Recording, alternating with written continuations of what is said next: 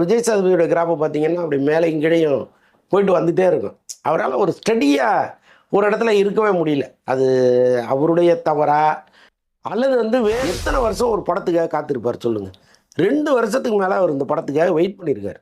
இதில் 1 வருஷம் வீட்டிலே இருந்திருக்காரு சும்மாவே. ஓகே, அப்போ யோசிச்சு பாருங்களேன், ஒரு பிஸியான ஹீரோ ஒரு படம் நடித்தா 60 கோடி ரூபா சம்பளம் வாங்குற ஒருத்தர் எத்தனை படத்தை விட்டுருப்பார், எத்தனை படம் பண்ணுற நாட்களை விட்டுருப்பார்.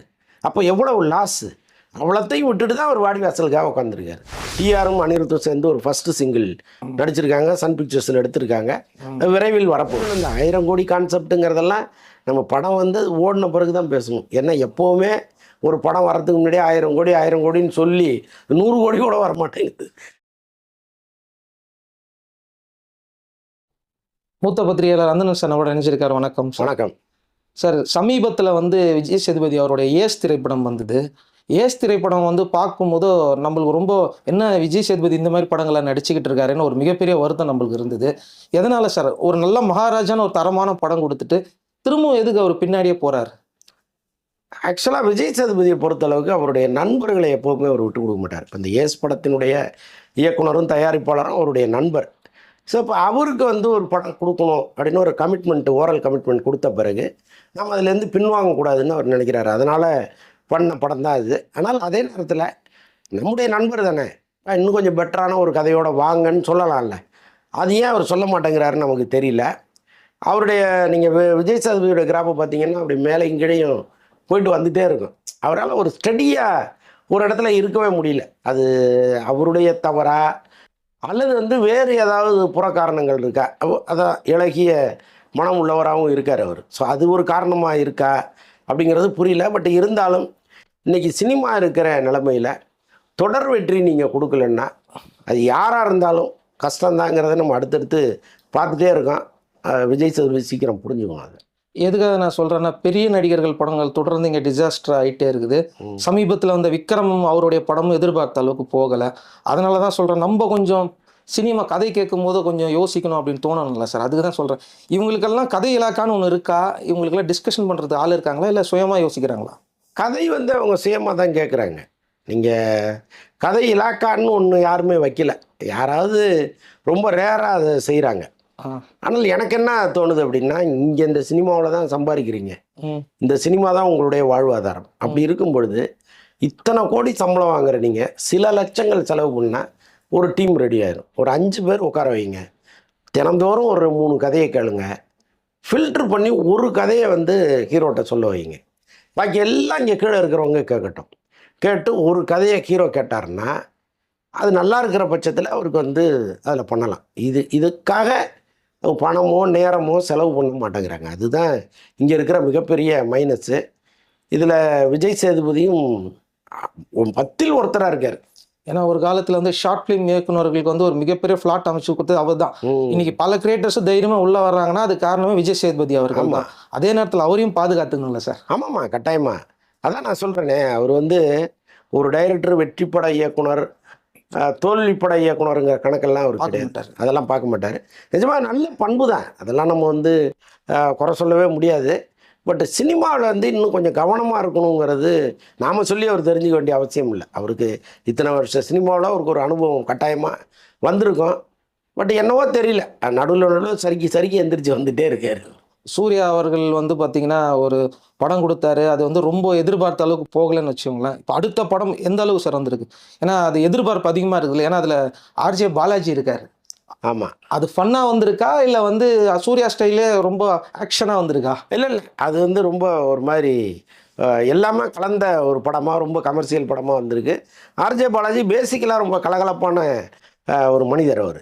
அதனால் அந்த படத்தை நல்ல கலகலப்பு, ஆக்ஷன், சென்டிமெண்ட்டு எல்லாம் கலந்த ஒரு படமாக கொண்டு வர்றாரு. இன்னொன்று என்னென்னா, ஆக்சுவலாக முதல்ல ஹீரோயின் சப்ஜெக்டாக எழுதப்பட்டது. ஓகே, ஒரு நயன்தாரா மாதிரி ஒரு ஹீரோயினை வச்சு அந்த படத்தை எடுக்கணும்னு தான் எழுதுனாங்க. அப்புறம் ஐஸ்வரி கணேஷுக்கு அவருக்கு ஒரு பிரச்சனை மூக்குத்தி அம்மன் 2 பண்ண முடியாதுங்கிற ஒரு சூழல் வெளியில் வந்தோன்னே தான் அதை அப்படியே மேல் வெர்ஷனாக மாற்றுறாரு. அவர் மேல் வெர்ஷனாக மாற்றி உள்ள, அதாவது நம்ம எதிர்பாராத பல விஷயங்களை அதில் வச்சுருக்காரு. முக்கியமாக இதில் லாயராக நடிக்கிறார் சூர்யா. ஓகே, ஃபைனலாக கிளைமாக்ஸில் கோர்ட்டில் அவர் மேலே சாமி இறங்குது, அங்கே என்ன நடக்குதுங்கிறது தான் கிளைமாக்ஸு. யோசிக்கும் போதே கொஞ்சம் புதுசாக இருக்குது. பரவாயில்ல, அப்போ கண்டிப்பாக தியேட்டரில் எல்லாருக்கும் ஒரு என்ஜாய்மெண்ட் இருக்கும். அடுத்தது அவர் இன்னொரு படம் பண்ணுறாருன்னு சொல்கிறாங்கல்ல சார், அந்த படம் தெலுங்கு இயக்குனர் படம், அது வந்து இதுக்குள்ளே ஒரு ஷெட்யூலில் முடிச்சிட்டாங்க சொல்கிறாங்கல்ல, உண்மைதானா? ஆமாம், இந்த வெங்கி அட்லூரி, ஆமாம், லக்கி பாஸ்கர் படம் பண்ணவர். ரொம்ப சுவாரஸ்யமான டைரக்டர்னு சொல்கிறாங்க. ரொம்ப பிளான்டாக போயிருக்காங்க அவங்க. இந்த படத்தை துவங்கும் போதே இது குறுகிய கால படம் தான் அப்படிங்கிற மாதிரி தான் அவங்க இறங்கியிருக்காங்க. அதிகபட்சம் 3 மாதம் முடிச்சுட்டு வந்துடுறாரு, 2 ஷெட்யூல். ஆமாம், எனக்கு ஒரு பெரிய வருத்தம் வாடி வாசலை இவர் மிஸ் பண்ணது. இவர் வந்து நல்ல நல்ல கதை செய்கிறவங்க கிட்ட மட்டும்தான் பவுண்டரி கேட்குறாரு. மற்ற படத்தை வந்து ஃப்ளாப் கொடுக்குறவங்ககிட்ட இந்த மாதிரி பவுண்டட் ஸ்கிரிப்ட் கேட்க மாட்டார். ஏன் சார் இது? இல்லை, அப்படி ஒரு ஒரு கதையை வந்து நீங்கள் கேட்கும்போது எந்த ஜட்ஜ்மெண்ட்டுமே வர முடியாதுங்க. ஒரு கதையை தாண்டி நீங்கள் வந்து உள்ள நிறைய விஷயங்கள் இருக்குது. ஒரு சின்ன ஷாட்டில் வந்து நீங்கள் மொத்தத்தையும் மாற்றி விட்டு போயிட முடியும். ஸோ அவ்வளோ விஷயங்கள் இருக்கா. எல்லாம் தெரிந்த ஒரு இயக்குனராக அவர் இருக்கணும். சின்ன சின்ன இந்த நுவான்ஸ் எல்லாம் தூக்கி போடணும் அந்த படத்துக்குள்ளே. ஸோ அப்போ தான் வந்து ஒரு நல்ல படமாக அது வரும். வெறும் ஒரு 20 வரி கதையோ 30 வரி கதையோ வந்து உங்களுக்கு வந்து எந்த முடிவையும் நீங்களால் எடுக்க முடியாது. ஸோ அதுதான் சில நேரங்களில் இவங்க ஏமாறுறது அங்கே தான். பவுண்டட் ஸ்கிரிப்ட் இருந்தால் கூட எடுக்கும்போது வேறு மாதிரி எடுத்துட்டாங்கன்னு வைங்களேன். படிக்கும்போது நல்லாயிருக்கும், எடுக்கும்போது வேறு மாதிரி வருது, ஃபைனலாக வேறு மாதிரி வந்துருச்சுன்னா அது என்ன பண்ண முடியும்? அது அவங்க தலையெழுத்து. அப்போ அதுக்கு தான் இவங்க என்ன பண்ணுறாங்க, எல்லா துறைகள்லையுமே ரொம்ப டாப்பான ஒருத்தரை கொண்டு வந்து போடுறது. இப்போ எடிட்டிங்னா ஒரு பெட்டரான ஒரு எடிட்டரு, மியூசிக்னா பெட்டரான ஒரு மியூசிக் டைரக்டரு, சினிமாட்டோகிராஃபின்னா ரொம்ப பெட்டரான ஒருத்தர். அப்போ எல்லா ஏரியாவிலையுமே நீங்கள் வந்து எக்ஸ்பர்ட்டை வைக்கும்போது அவங்கவுங்க லெவலுக்கு அதை வந்து தூக்கி கொடுத்துருவாங்க. அப்போ மொத்தமாக ஓவராலாக பார்க்கும்போது அந்த படம் சூப்பராக வந்துடும். ஸோ இதனால தான் வந்து இந்த மாதிரி விஷயத்துலேயும் அக்கறை எடுத்துக்கிறது. வெறும் கதை மட்டுமே முடிவு பண்ண முடியாது, சூர்யாவை தாண்டி நடக்கிற விஷயங்கள் இதெல்லாம். அவர் ஒரு படத்துக்குள்ளே வரும்போது நல்லா இருக்குன்னு நம்பி தான் வராரு. வந்து ஃபைனலாக தப்பாக மாறும்போது அதுக்கு அவர் என்ன செய்ய முடியும்? இல்லை சார், இந்த வாடிவாசல் சூர்யா பண்ணியிருக்கலாமேன்னு சொல்லிட்டு சூர்யா ரசிகர்களே சொல்கிறாங்க. ஏங்க, ஒரு மனுஷன் எத்தனை வருஷம் ஒரு படத்துக்காக காத்திருப்பார் சொல்லுங்கள்? 2 வருஷத்துக்கு மேலே அவர் இந்த படத்துக்காக வெயிட் பண்ணியிருக்காரு. இதில் வந்து 1 வருஷம் வீட்டிலே இருந்திருக்காரு சும்மாவே. ஓகே, அப்போ யோசிச்சு பாருங்களேன். ஒரு பிஸியான ஹீரோ ஒரு படம் நடித்தா 60 கோடி ரூபா சம்பளம் வாங்குற ஒருத்தர் எத்தனை படத்தை விட்டுருப்பார், எத்தனை படம் பண்ணுற நாட்களை விட்டுருப்பார். அப்போ எவ்வளோ லாஸு. அவ்வளோத்தையும் விட்டுட்டு தான் அவர் வாடிவாசலுக்காக உட்காந்துருக்காரு. அவர்கிட்ட வந்து நீங்கள் ஒரு முறையான பதிலையோ அல்லது முறையான ஸ்கிரிப்டையோ சொன்னால் தானே அவர் இதில் நடிப்பார். அவருக்கு என்ன பயம்னா, இது 2 பார்ட்டாக எடுத்துட்டாங்கன்னா என்ன பண்ணுறது? இப்போ ஒரு பார்ட்டு எடுக்கிறதுக்கே 2 வருஷம் டைம் கேட்குறாரு. 2 வருஷம் எனக்கு பல்காக டேட்டு கொடுங்கன்றாரு. ஏற்கனவே பல வருஷம் வெயிட் பண்ணிட்டாரு. இன்னும் 2 வருஷம் எப்படி கொடுப்பாரு? சரி, நான் தர்றேன், ஒரு எபிசோடு ஒரு பார்ட்டு மட்டும்தான் நீங்கள் எடுக்கணும்னு ஒரு கண்டிஷன் போடுறாரு. அதுக்கு இவர் ஒத்துக்கலை. எனக்கு தெரியாது, நான் எடுக்க ஆரம்பிப்பேன், அது 2 பார்ட்டாக வந்துருச்சுன்னா நான் என்ன பண்ணுறதுங்கிறாரு. இப்படி ஒரு பதிலை சொன்னால் எந்த ஹீரோ நடிப்பாங்க? இப்போ இதனால் சூர்யா மேலே தவறு இல்லை. இப்போ வந்து எஸ்டிஆர் வந்து சூர்யாவுக்கு தான் தேங்க்ஸ் சொல்லணுமா இப்படி ஒரு நல்ல வாய்ப்பை அமைச்சு கொடுத்ததுக்கு? இல்லை, அது வந்து வாடிவாசல் படமே சிம்புட்ட வரல, வேறு படம் தானே பண்ண போகிறாங்க. அது என்னமா வடசென்னை 2ங்கிறாங்க, அல்லது வடசென்னை பேக்ட்ராப்பில் வேற ஒரு படமாக இருக்கலாங்கிறாங்க. நான் கேள்விப்பட்டது என்னென்னா வடசென்னை 2ங்கிற மாதிரி தான் கேள்விப்பட்டேன். இது எப்படி சார் ஒட்டு எனக்கு ஒன்றுமே புரியல. அதில் தனுஷ் நடிச்சிருந்தாரு, இதில் இவர் உள்ளே வர்றாரு. ஆனால் இது பயங்கர எதிர்பார்ப்பு அதிகமாக்கும்ல சார்? கட்டாயமாக இருக்கும். அது ஏதாவது ஒரு மேஜிக் ஒன்று பண்ணுவாங்க. ஏன்னா எஸ்டிஆரும் அப்புறம் இவரும் சேர்ந்தாருன்னா கண்டிப்பாக அந்த படம் ஒரு மிகப்பெரிய இதுவாக இருக்கும்ல சார்? அதுக்கு புதுப்பேட்டையிலே அவங்க சேர வேண்டியதுங்க 2 பேருமே. அது அப்போவே சேர முடியாமல் போச்சுல்ல. ஆமாம், இவரை வச்சு இதுவெல்லாம் பண்ணாங்களா சார்? ஆக்சுவலாக போஸ்டர்லாம் வந்தது நினைக்கிறேன். செல்வராகவன், சிம்பு அந்த மாதிரிலாம் போஸ்டர்லாம் வந்தது சார் அந்த காலகட்டத்தில். புதுப்பேட்டை இல்லையா? ஆமாம், ஆக்சுவலாக என்னென்னாங்க, புதுப்பேட்டை வந்து தனுஷ் டேட்டு கொடுக்கவே இல்லை, தள்ளி தள்ளி போயிட்டே இருந்துச்சு. அப்போ வெற்றிமாறன் என்ன பண்ணார், நடுவில் தனுஷுக்கு தெரியாமல் போய் சிம்பு ஒரு தடவை பார்த்துட்டார். சிம்புட்டு அவர் கதை சொல்லிட்டாருன்னு தெரிஞ்ச பிறகு தனுஷுக்கு ஆட்டோமேட்டிக்காக ஒரு கோபம். எல்லாருமே மனிதர்கள் தானே. இன்னொன்று, அப்போ வந்து தனுஷ் வேறு மாதிரி இருந்தார், இப்போ அவர் ரொம்ப ஒரு பண்பான மனிதராக மாறிட்டார். அன்னைக்கு அவருக்கு இருந்த ஒரு சின்ன ஆத்திரம் அதெல்லாம் சேர்ந்து கொஞ்சம் வெற்றிமாறனையும் அவர் கொஞ்சம் டார்ச்சர் பண்ணார். அதெல்லாம் நடந்துச்சு. ஆனால் இன்னைக்கு அதே தனுஷ்கிட்ட வெற்றிமாறன் போய் நான் சிம்பு வச்சு ஒரு படம் பண்ணுறேன் அப்படின்னு சொல்லும்போது பண்ணுங்கன்னு ஹாப்பியாக அனுப்பி வைக்கிறாரு. ஸோ அதனால் காலகட்டங்கள் மாறுது. எல்லாமே ஒரே ஹீரோ வச்சு நீங்கள் எத்தனை படத்துக்கு ட்ராவல் பண்ண முடியும்? மாறி மாறி தானே பண்ணணும். அப்போ வெற்றிமாறன் எடுத்த முடிவுலையும் தவறு இல்லையே. கூலி திரைப்படம் அடுத்ததாக எல்லாரும் எதிர்நோக்கி இருக்கிறது அதுதான். இப்போ வந்து பார்த்தீங்கன்னா ஆகஸ்ட் கிட்டத்தட்ட நீங்கள் வந்து பார்த்தீங்கன்னா 1 மாதம் தான் இருக்குன்னு வச்சுக்கோங்களேன். ஆனால் இன்னும் வரைக்கும் ஒரு அப்டேட்டும் கொடுக்காம வச்சுருக்காங்களே சார். ஒரு சிங்கிள் விடல, எதுவுமே விடலையே சார். இல்லை இப்போ எல்லாமே அடுத்தடுத்து வரப்போகுது. இப்போ ஒரு டிஆரும் அனிருத்தும் சேர்ந்து ஒரு ஃபஸ்ட்டு சிங்கிள் நடிச்சிருக்காங்க, சன் பிக்சர்ஸில் எடுத்திருக்காங்க. விரைவில் வரப்போகுது. ஓகே, அவர் 2 பேருமே இவங்க 2 பேர் காம்பினேஷன் வேற மாதிரி இருக்கும் போல இருக்குது. ஆமாம், அவரும் வைப்பா இருக்கிறாள், இவங்களும் வைப்பா. ஆமாம் ஆமாம், 2 பேரும் அப்படி வந்து ஒரு ஃப்ரேமில் இருந்தாங்கன்னா யோசிச்சு பாருங்களேன், தெறிக்க விட்டுருவாரு. ஸோ அப்போ கண்டிப்பாக ஒரு சம்பவம் இருக்கு. ட்ரெய்லர் டீசர் ஏதாவது வர ஒரு வாய்ப்பு இருக்கா சார்? ஆமாங்க, அந்த ரிலீஸை ஒட்டி தானே இறக்குவாங்க. இப்போ இது ஜூன் தானே, ஜூலை ஆகஸ்ட் இருக்குல்ல, நடுவில் கிட்டத்தட்ட 1.5 மாதத்துக்கு மேலே இருக்குது. அடுத்தடுத்து வர ஆரம்பிச்சு. கூலி படம் வந்து ஒரு பெரிய பிஸ்னஸை எதிர்நோக்கி தான் இந்த டீம் நகருதுன்னு சொல்கிறாங்க, உண்மைதானா? ஆமாம் ஏங்க, அந்த படத்தோட பட்ஜெட்டே ஹெவி. இன்னொன்று எந்த காம்ப்ரமைஸும் இல்லாமல் அந்த படத்தை எடுத்திருக்காங்க. ஏன்னா லோகேஷ் உள்ளே வரும்பொழுது சார் எனக்கு நிறைய ஃப்ரீடம் வேணும்னு கேட்டு தான் வந்திருக்காரு. ஸோ அதனால் லோகேஷ் கனகராஜ் நினைத்த ஒரு நல்ல படம் இது கட்டாயமாக இருக்கும். அவர் நினச்ச மாதிரி இந்த படத்தை எடுத்துருப்பார். இல்லை சார், ஏன்னா அவங்க கார்ப்பரேட் அப்படின்னப்போ இவ்வளோ தான் லிமிட் கொடுப்பாங்க, அந்த லிமிட்டை தாண்ட முடியாதுல்ல. இவருக்கு எப்படி இவ்வளோ ஃபுல்லாக ஃப்ரீடம் கொடுத்தாருன்னு கேட்குறேன். அதுதாங்க இப்போ ஒரு பட நிறுவனம் நினைக்கிறது தானே. இப்போ அவ்வளோ நம்பிக்கை வைக்கிறாங்க அந்த காம்பினேஷன் மேலே, அவ்வளோ நம்பிக்கை அவங்களுக்கு இருக்குது. அவர் கேட்டதெல்லாம் அவங்க பண்ணி தராங்க.